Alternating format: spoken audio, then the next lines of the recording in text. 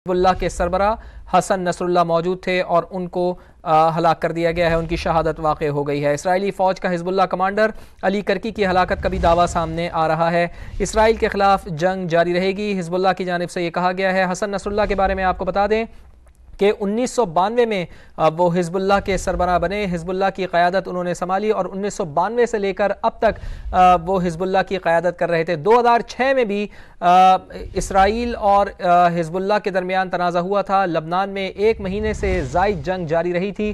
کوشش یہی کی گئی تھی اسرائیل کی جانب سے کہ حزب اللہ کے سربراہ حسن نصر اللہ کو نشانہ بنایا جائے، لیکن 2006 میں اسرائیل اس چیز میں کامیاب نہیں ہوا تھا۔ لیکن اب چونکہ گزشتہ رات انٹیلیجنس اطلاعات ملی تھی اسرائیلی فوج کو کہ حزب اللہ کے سربراہ حسن نصر اللہ زیر زمین ہیڈ کوارٹرز میں موجود ہیں، جہاں پر ایک میٹنگ بھی ہونی ہے، تو وہاں پر اسرائیلی فوج نے حزب اللہ کمانڈر کو نشانہ بنایا، وہاں پر حملہ کیا گیا، میزائل فائر کیے گئے اور ان میزائل فائرز کے نتیجے میں جو ہلاکتیں ہوئی ہیں اس میں ایک حسن نصر اللہ بھی شامل ہیں۔ تو اسرائیل کے خلاف جنگ جاری رہے گی، حزب اللہ کی جانب سے یہ کہا گیا ہے۔ حسن نصر اللہ کے بارے میں آپ کو بتا دیں کہ حزب اللہ کے سربراہ تھے حسن نصر اللہ اور مزاحمتی تحریک حزب اللہ کی قیادت انہوں نے 1992 میں اس مزاحمتی تحریک کی سربراہی انہوں نے سنبھالی۔ 1992 سے لے کر آج تک وہ حزب اللہ کی قیادت کر رہے تھے۔ زیادہ تر وہ لوگوں کے سامنے نہیں آتے تھے چونکہ تھریٹ بہت زیادہ تھے اسرائیل کی جانب سے ان کے اوپر۔ یہی کہا جاتا تھا کہ پہلا ٹارگٹ ہوتے تھے اسرائیل کے پہلا ٹارگٹ ہوتے تھے حزب اللہ کے سربراہ حسن نصر اللہ، تو اس وجہ سے وہ کوشش کرتے تھے کہ پبلک گیدرنگز میں نہیں جاتے تھے۔ سالوں سے لوگوں نے ان کو نہیں دیکھا تھا، لیکن اپنی تقاریر کے ذریعے اپنے پیغامات کے ذریعے وہ اسرائیل کو جھنجھوڑتے رہتے تھے، اسرائیل مخالف بیانات دیتے رہتے تھے، امریکہ مخالف بھی بیانات دیتے رہتے تھے اور مزاحمت کا ایک استعارہ تھے، مزاحمت کی علامت تھے۔ لیکن اب چونکہ ظاہر ہے اس وقت لبنان میں جو جنگ جاری ہے اسرائیل کی جانب سے نشانہ بنایا جا رہا ہے، مختلف لوگوں کو نشانہ بنایا جا رہا ہے، مختلف اہداف کو نشانہ بنایا جا رہا ہے، تو اس میں جو سب سے بڑا ٹارگٹ تھے، سب سے بڑا ہدف تھے اسرائیل کے، وہ تھے حسن نصر اللہ، جنہیں گزشتہ رات اسرائیل نے نشانہ بنایا ہے۔ جہاں پر مقیم تھے حسن نصر اللہ، ہیڈ کوارٹرز میں موجود تھے، وہاں پر اسرائیل نے دھماکہ کیا، میزائل فائر کیے اور ان میزائل فائرز کے نتیجے میں اسرائیلی فوج نے حزب اللہ کمانڈر حسن نصر اللہ حزب اللہ کے سربراہ ان کو شہید کر دیا ہے۔ اسرائیل کے خلاف البتہ جنگ جاری رہے گی، حزب اللہ کی جانب سے یہ موقف بھی سامنے آیا ہے۔ تو حسن نصر اللہ شہید ہو گئے ہیں، حزب اللہ نے اس بات کی تصدیق کر دی ہے، حزب اللہ نے حسن نصر اللہ کی شہادت کی تصدیق کی ہے۔ گزشتہ رات حسن نصر اللہ کو فضائی بمباری میں نشانہ بنایا گیا تھا۔ اسرائیلی فوج کو یہ اطلاع ملی تھی کہ حزب اللہ کے سربراہ حسن نصر اللہ ایک میٹنگ کو چیئر کریں گے جہاں پر حزب اللہ کے دیگر رہنما بھی موجود ہوں گے۔ انٹیلیجنس اطلاعات ان کو ملی تھیں اور انٹیلیجنس اطلاعات کی بنیاد پر حزب اللہ کے سربراہ حسن نصر اللہ کو گزشتہ رات اسرائیل نے ٹارگٹ کیا ہے اور اس بات کی خبر اسرائیلی فوج نے دے دی تھی، اسرائیلی میڈیا نے دے دی تھی کہ حزب اللہ کے سربراہ کو شہید کر دیا گیا ہے، لیکن اس خبر کو روکا گیا تھا لبنانی میڈیا کی جانب سے۔ لبنان کی جانب سے یہ کنفرمیشن نہیں آ رہی تھی، حزب اللہ کی جانب سے یہ کنفرمیشن نہیں آ رہی تھی، جبکہ لبنانی میڈیا کی جانب سے مسلسل یہ کہا جا رہا تھا کہ حزب اللہ کے سربراہ حسن نصر اللہ محفوظ مقام پر منتقل ہو گئے ہیں، ان کو کسی قسم کا کوئی نقصان نہیں ہوا ہے۔ لیکن چونکہ اب باقاعدہ حزب اللہ نے بھی تصدیق کر دی ہے، حزب اللہ کی جانب سے یہ کہا جا رہا ہے کہ حسن نصر اللہ جام شہادت نوش کر چکے ہیں۔ گزشتہ شب کے اسرائیلی دھماکے میں وہ شہید ہو گئے ہیں۔ حسن نصر اللہ 1992 میں حزب اللہ کے سربراہ بنے تھے۔ تمام مزاحمتی تنظیمیں حزب اللہ کے ساتھ ہیں۔ ایرانی سپریم لیڈر آیت اللہ خامنائی کا پیغام بھی یہ سامنے آیا ہے، تو ایک بڑا نقصان، ایک بڑا سانحہ اسے کہہ سکتے ہیں، چونکہ لبنان میں مزاحمتی تحریک، مزاحمت کی جو علامت تھی حزب اللہ، اس کی ایک طریقے سے یہ کہا جائے تو غلط نہیں ہوگا کہ کمر ٹوٹ گئی ہے کہ ان کے سربراہ حسن نصر اللہ اس وقت جام شہادت نوش کر گئے ہیں۔ لیکن حزب اللہ کی جانب سے یہ کہا گیا ہے کہ اسرائیل کے خلاف ان کی مزاحمتی تحریک جاری رہے گی، مزاحمتی تحریک میں کسی قسم کی کوئی کمی نہیں آئے گی، ان کی یہ جنگ جاری رہے گی۔ ہمارے جو سربراہان ہیں ان کی شہادت رائے گا نہیں جائے گی اور اسرائیل سے بدلہ ضرور لیا جائے گا۔ حسن نصر اللہ معروف تھے اسرائیل کو کافی نشانہ بناتے تھے، تنقید کا نشانہ بناتے تھے. ان کے بیانات میں ہمیشہ سے ہم نے دیکھا تھا کہ مزاحمت ہوتی تھی اور مزاحمتی بیانات جاری کیے جاتے تھے، اور ہزاروں کے قریب جو حزب اللہ کے کارکنان ہیں وہ ان کے بیانات سن کر، ان کی پرجوش تقاریر سن کر حزب اللہ کے بینر تلے وہ اسرائیل کے خلاف کھڑے ہوتے تھے. اور اب ہم نے یہ دیکھا ہے کہ چونکہ حسن نصر اللہ اب اس دنیا میں نہیں رہے ہیں، تو اب دیکھنا یہ ہوگا کہ حزب اللہ کے نئے سربراہ کون ہوتے ہیں، ان کی قیادت کس کے ہاتھ آتی ہے. تو ایک دو بڑے نقصان ہوئے ہیں. ایک تو فلسطین میں ایک بہت بڑا نقصان ہوا اسماعیل ہانیہ کی صورت میں، حماس کے سربراہ کو نشانہ بنایا گیا اسرائیل کی جانب سے، اور اب حزب اللہ کے سربراہ حسن نصر اللہ کو بھی نشانہ بنایا گیا ہے اسرائیل کی جانب سے. تو مسلسل اسرائیل جارحیت اپنی جاری رکھے ہوئے ہے، کیا ہے وہ فلسطین ہو، غزہ ہو، یا پھر اب اس نے نیا محاذ کھولا ہے لبنان. تو لبنان میں اس نے نشانہ بنایا ہے حزب اللہ کے سربراہ حسن نصر اللہ کو. بریگیڈیئر ریٹائرڈ راشد ولی صاحب ہمارے ساتھ موجود ہیں، سینئر تجزیہ کار، ان سے بات کرتے ہیں. بہت شکریہ راشد ولی صاحب. کتنا بڑا نقصان ہے حزب اللہ کو حسن نصر اللہ کا یوں چلے جانا، ان کی شہادت؟ یہ خاصا بڑا نقصان ہے، اور اس سے ان کو جو حزب اللہ کی آرگنائزیشن ہے وہ اس کو کافی سیٹ بیک ہوگا. اور اسرائیل نے ایسا لگ رہا ہے کہ جنگ کا دائرہ کار بڑھانے کا فیصلہ جو کیا ہے وہ اپنے شارٹ ٹرم الیکٹورل مفادات کو دیکھ کے کیا ہے، کیونکہ اس کے جو نتنیاہو صاحب ہیں اور ان کی لیکود کی ایک ہارڈ لائن اسٹیبلشمنٹ ہے جو نہیں چاہتی کہ کسی قسم کا ٹروس ہو، اور اس کے نتیجے میں جو منظرنامہ بنے تو آلریڈی جو ان کی الیکٹورل ریٹنگ لو ہیں اس کے نتیجے میں وہ الیکشن ہار جائیں گے جلد یا بدیر جب ہو. تو وہ اپنے ان مفادات کے لیے اس جنگ کو، پورے خطے کو جنگ میں جھونکنا چاہتے ہیں. تو یہ اچھا خاصا دھچکا ہے. یہ حسن نصر اللہ صاحب بڑے کیرزمیٹک لیڈر تھے، مذہبی پیشوا کے لحاظ سے بھی، اور یہ حزب اللہ کی جو یہ آرگنائزیشن ہے ان کو بھی یہ آپریشنل لیول پہ بھی ہیڈ کر رہے تھے. مگر جب ایسی آرگنائزیشن ہوں تو اس کے اندر جو سکسیشن ہوتی ہے وہ وقتی طور پر اس کو دھچکا ضرور پہنچتا ہے، مگر ایسا کبھی نہیں ہوتا کہ وہ اس کا کمپلیٹ ڈیکیپیٹیشن ہو جائے. تو ان کی سکسیشن میں کوئی نہ کوئی ان کی جگہ لے لے گا. مگر اس وقت یہ باہر طور پہ ایک بہت بڑا دھچکا ہے، اور امن کی جو کوششیں تھیں، امریکہ ٹروس 21 دنوں کے ٹروس کی بات کر رہا تھا، اس کو باہر طور پہ ایک بہت بڑا یہ سیٹ بیک ہے اس کے لیے. اور ایران کے لیے بھی ایک قسم کا ایک یہ بہت انڈیوسمنٹ ہے. ابھی تک تو ایران نے بڑی تحمل کا مظاہرہ کیا ہے، جنگ میں کودنے سے گریز کی ہے ڈائریکٹلی، مگر اس ان کی جو شہادت ہے اس کے بعد حالات جو ہیں وہ مختلف ہو سکتے ہیں. اور اگر ایران بھی اس جنگ میں انوالو ہوتا ہے، پھر یمن ہے، حوثیز ہیں وہاں پہ، سیریا کے ڈائمنشن ہے بیچ میں، شام آلسو ڈیسٹیبلائزڈ ہے. تو اس جانب یہ خطے کی جو وائڈننگ آف دا کانفلکٹ ہے اس کی طرف اگر یہ بات جاتی ہے تو وہ پھر یہ نہ عالمی امن کے لیے سود مند ہوگا نہ خطے کے امن کے لیے. جی اچھا بریگیڈیئر صاحب، اسماعیل ہانیہ اور اب یہ دوسرا بڑا نقصان کہ اب حسن نصر اللہ صاحب شہید ہو گئے ہیں. اب آپ کیا سمجھتے ہیں کہ عالمی امن کے لیے جو کوششیں کی جا رہی ہیں، بین الاقوامی طور پر کوشش یہی کی جا رہی ہے کہ کسی طریقے سے اس جنگ کے جو بادل اس وقت گہرے ہو گئے ہیں اور یہ پورے خطے کو اپنی لپیٹ میں لے سکتی ہے، اگر ایران بھی اس کے اندر شامل ہو جاتا ہے، تو ان دو لوگوں کی جانے سے آپ کیا سمجھتے ہیں کہ امن کی کوششیں جو لوگوں کی جانب سے کی جا رہی تھیں ان کو کتنا دھچکا لگا ہے؟ جی ان کو خاصا سیٹ بیک ہے، کیونکہ کوئی نہ کوئی اگر کیرزمیٹک اور افیکٹو لیڈر ہو تو اس کا جو ورڈ ہوتا ہے وہ ایک قسم کا لا ہوتا ہے ان کے فالوورز کے لیے. اور اس لیڈرشپ کے ساتھ جو افیکٹو کنٹرول میں ہو، جس کو کوئی سارے فالو کرتے ہوں، ان کے ساتھ نیگوسیشنز کرنا، پیس کی طرف بڑھنا آسان ہوتا ہے. کیونکہ دیگر ابھی کوئی لیڈرشپ جو ہے وہ سکسیشن ان کی آئے گی، اور وہ کون ہوتا ہے، وہ کتنا افیکٹو ہوتا ہے، کچھ ٹائم وہ لے گا اپنے قدم جمانے میں. تو اس وقت تک وہ کوئی بڑا فیصلہ نہیں لیا جا سکتا.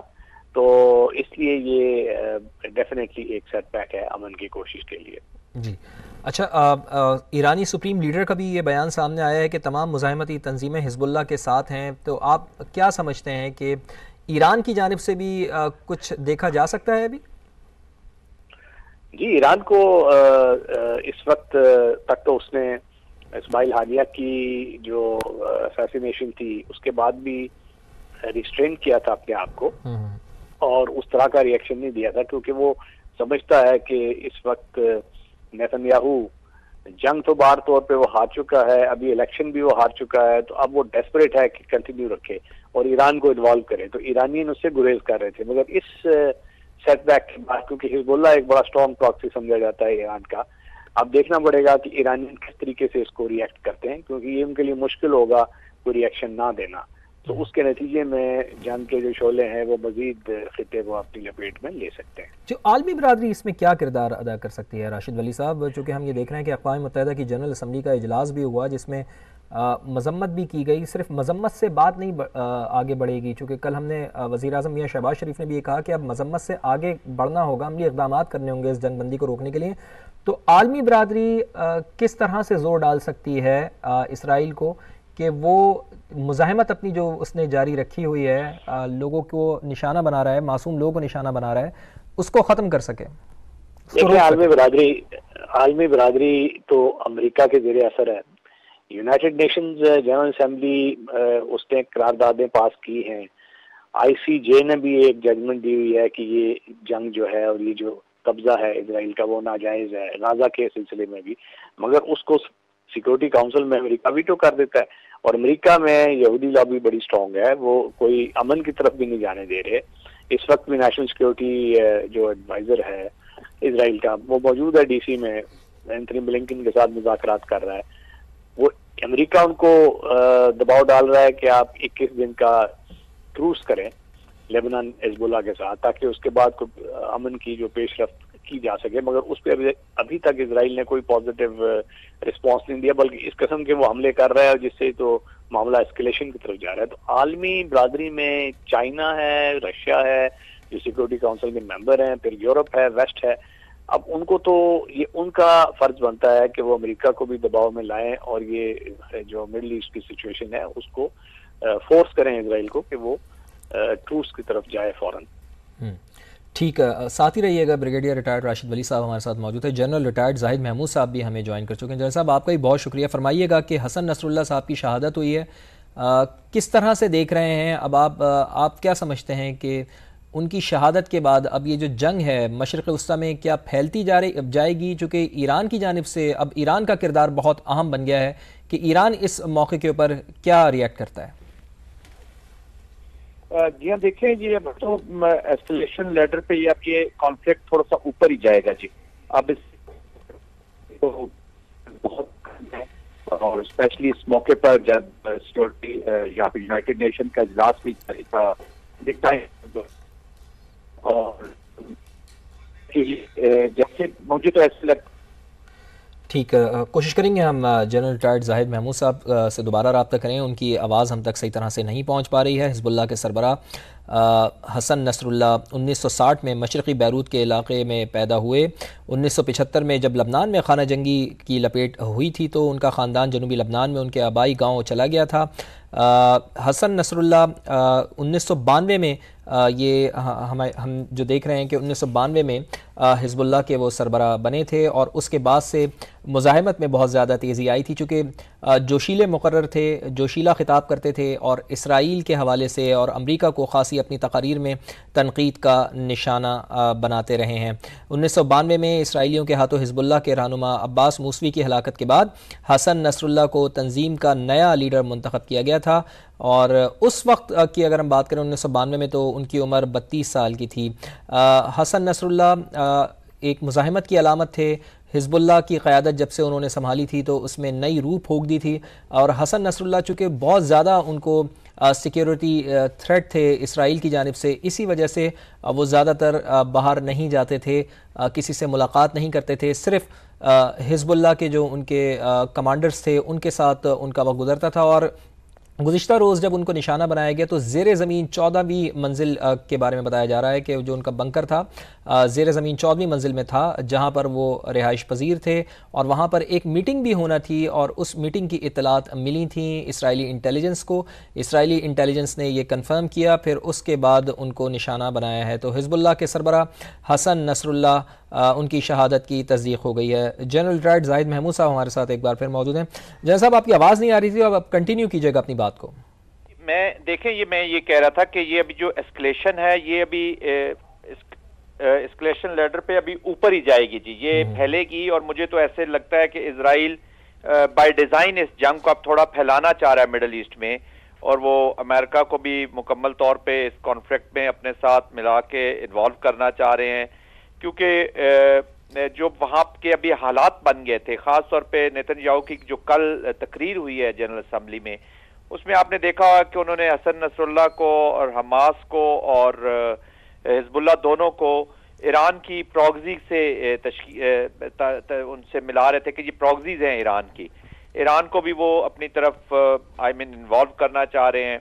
और अगर अभी सबसे अहम चीज ये होगी कि ईरान अब इसके ऊपर कैसे रिस्पॉन्ड करता है। देखिए, यूनाइटेड स्टेट्स की तो टेसिट अप्रूवल है ही इजराइल के साथ, और वेस्ट की भी एक्सेप्टेंस है इस ऑपरेशन की, वरना अभी जिस तरीके से ये ऑपरेशंस हो रहे हैं और हिजबुल्लाह की लीडरशिप को टारगेट करने के साथ साथ जो वहाँ पे सिविलियंस के नुकसानात हो रहे हैं। देखिए, आज ही की खबर है कि तकरीबन 5 लाख के करीब जो लोग हैं वो वहाँ से माइग्रेट कर रहे हैं, अभी वो बैरूत छोड़ रहे हैं जी।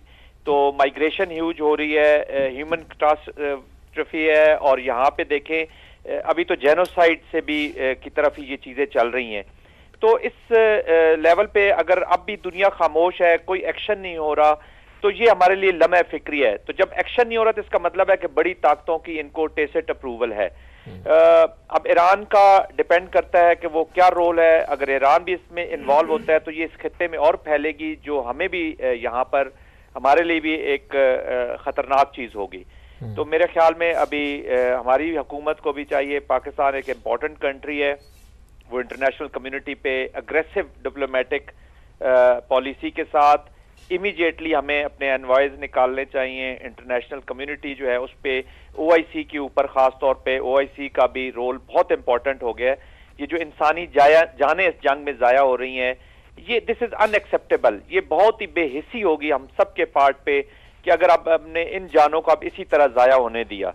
और जिस तरीके से ये इन्होंने अटैक किया है बिल्डिंग्स को, जहां पर इनके बकौल उनके वहां पर हिजबुल्लाह की लीडरशिप मौजूद थी, ये डीप बंकर बस्टर बॉम्ब्स का इस्तेमाल किया गया है। उनका वेट देखें, तकरीबन 2000 से 5000 पाउंड तक ये होते हैं। 30 मीटर तक ये अर्थ को और 6 मीटर तक कंक्रीट के डीप ये जा सकते हैं। तो ये अच्छा, जिनेवा कन्वेंशन में दीज आर आउटलॉड, इसकी इजाजत नहीं है रेजिडेंशियल एरियाज के ऊपर। तो ये एक और भी केस है, इन पॉइंट है। ये वो चीजें हैं जो लीगल बाद में मे बी इस्तेमाल हों, इसके जाना चाहिए। लेकिन अब मेरे ख्याल में अगर दुनिया आज भी इस चीज पर खामोश रहती है, जो मासूम जाने वहां पे जाया हो रही हैं, तो ये बहुत बड़ा अलमिया होगा। एक और चीज जो देखने वाली होगी कि अब देखना होगा कि जो हिजबुल्लाह है वो अपनी लीडरशिप के बाद एक नए किस रूप में आती है। वो आई एम श्योर के जैसे आपने देखा होगा कि इन्होंने भी जब हसन नसरुल्लाह जो थे, उन्होंने भी जब टेक ओवर किया था 1992 में, तो उनसे पहले जो मौसवी उनके लीडर थे वो भी इसी तरह मर्डर हुआ था, उनका भी मारे गए थे, तो ही टुक ओवर। तो आई एम श्योर कि इन लोगों ने अपनी कोई कमांड की कोई चीजें रखी हुई तो होंगी, वो टेक ओवर करेंगे। अब रिन्यूड उनकी कितनी उनकी स्पिरिट है, कैसे वो आते हैं, वो जंग को शेप देगी, और ईरान का रोल सबसे इंपॉर्टेंट है, वो शेप देगा इसको जी।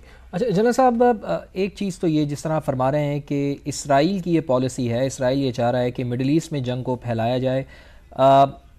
कोई शक नहीं इसमें कि इंसानी जानें भी इसमें ज़ाया हो रही हैं, कशीदगी में कमी नहीं आ रही है। जनरल साहब, मैं आपकी तरफ दोबारा आऊँगा। मारिया सुल्तान साहिबा भी हमारे साथ मौजूद हैं, उनका भी मौक़िफ़ ले लेते हैं। मारिया सुल्तान साहिबा, बहुत शुक्रिया आपके वक्त के लिए। बड़ा सेटबैक है हिजबुल्लाह के लिए कि हसन नसरुल्लाह साहब की शहादत हुई है। कशीदगी में कैसे कमी आएगी? अब ये तो इसराइल तो रुकने का नाम ही नहीं ले रहा है। आप क्या समझती हैं कि इसराइल इस जंग को फैलाना चाह रहा है? دیکھیں پہلی بات تو یہ ہے کہ یہ ان کی غلط فہمی ہے کہ وہ یہ سمجھتے ہیں کہ حسن نصر اللہ کی ڈیتھ سے سیٹ بیک آئے گا، کیونکہ جتنی بھی عسکری حکمت عملی کی آپ تجزیہ کرتے ہیں تاریخی طور پہ بھی اور جو افغانستان میں بھی ہوا ہے وہ یہ ہے اس طرح عمارتوں کو مسمار کرنے سے یا لیڈرشپ کو مارنے سے اس میں صرف شدت آئے گی. حزب اللہ کا جو جواب ہوئے گا، جو رد عمل ہوئے گا، اس میں بھی شدت آئے گی. اس کے علاوہ جو نئے لیڈر آئے گا آپ کو نہیں پتا کہ وہ کس قسم کا لیڈر ہوئے گا اور وہ کتنی حد تک اس جنگ کو لے کے جا سکتے ہیں. دوسری بات اور تیسری بات یہ ہے کہ جنگ کے مقام کے لیے بھی آپ کو دوسری طرف سے ایک مضبوط جو ہے لیڈرشپ چاہیے، اور اگر حزب اللہ کے اندر ابھی لیڈرشپ کی اسٹرائک شروع ہوگی اور اس کے بعد پھر یہ دھماکے جو ہے ان میں شدت آئے گی تو یہ کسی صورت جنگ ختم ہوتی ہوئی نظر نہیں آئے گی، لیکن اس کا اسرائیل کے اوپر بہت منفی اثر ہوگا. جی آپ کہہ رہے ہیں کہ اسرائیل کے اوپر بہت منفی اثر ہوگا، لیکن کشیدگی میں کمی کے لیے کیا کرنا چاہیے ہماری سلطان صاحبہ؟ چونکہ اب ہم نے گزشتہ روز بھی دیکھا ہے کہ اقوام متحدہ کے جنرل اسمبلی کا اجلاس بھی ہے، اس اجلاس کے میں بھی کوئی اسرائیل کو فرق نہیں پڑ رہا. عالمی دنیا کچھ بھی کہتی رہے لیکن اسرائیل اپنے جو ٹارگٹ سیٹ کر چکا ہے اس کو نشانہ بنا رہا ہے. اس کو یہ فرق نہیں پڑ رہا کہ اس میں عام لوگ شہید ہو رہے ہیں، معصوم بچے اس میں مر رہے ہیں. تو اس کو روکا کیسے جائے؟ عالمی دنیا کیسے اس کے خلاف کچھ کر سکتی ہے اس سلسلے میں؟ سب سے پہلے ان کو اقتصادی پابندیاں لگانی پڑیں گی اسرائیل کے اوپر. اس کے بعد جتنے بھی جو بین الاقوامی معاہدے ہیں جو اسرائیل کے ساتھ ہیں ان کو جو ہے انڈر تھریٹ کرنا پڑے گا، پھر جا کے اسرائیل آپ کے لیے ایک دوسرا راستہ استعمال کرے گا. اور دوسری بات ہمیں یہ نہیں بھولنی چاہیے کہ اس وقت جو اسرائیل کے اندر حکومت ہے، جو اسرائیل کی جو ریاست ہے، اس کی اپنی ایگزسٹنس جو ہے کوشچن میں پڑ گئی، دامے میں پڑ گئی ہے. یہ جنگ صرف اسی وقت ختم ہو سکتی ہے کہ اسرائیل جو ہے جو فلسطینی علاقے ہیں جو ان کے ساتھ انہوں نے ظلم کیا ہے اس کے بارے میں اس حقیقت کو تسلیم کرے کہ ٹو اسٹیٹ پرنسپل کو ایکسیپٹ کرے، دو ریاستی حل ہے تو اس کی طرف جائے. کیونکہ اگر یہ نہیں جاتا تو یہ ممکن نہیں ہے کہ یہ جنگ اختتام پذیر ہوگی یا اس جنگ کے اندر کسی طرح اسرائیل کو برتری حاصل ہوگی. اس جنگ میں شدت آئے گی حسن نصر اللہ کے ساتھ کی شہادت سے، اور اس کے ساتھ ساتھ جو حزب اللہ کی طرف جو رد عمل آئے گا وہ بھی ابھی دیکھنے کی بات دیکھنا باقی ہے. اور تیسری بات یہ کہ اگر امریکہ اس جنگ میں کودتا ہے جو ان کے لیے بہت ایک بڑا چیلنج ہوگا، لیکن اگر وہ چلتے ہیں تو ظاہر سی بات دوسری طرف روس اور چین کی اگر براہ راست مداخلت ہوتی ہے تو یہ ایک طرح سے امریکہ کے لیے کیا ہیل بن جائے گا. تو ایک طرح سے آپ یہ سمجھ سکتے ہیں کہ یہ پوری دنیا کا جو منظر نامہ ہے اس میں جو امریکہ کی برتری ہے اس کو بہت بڑا چیلنج ہوگا اگر اسرائیل ہاتھتا ہے اور اسرائیل یقینی طور کے اوپر اس جنگ میں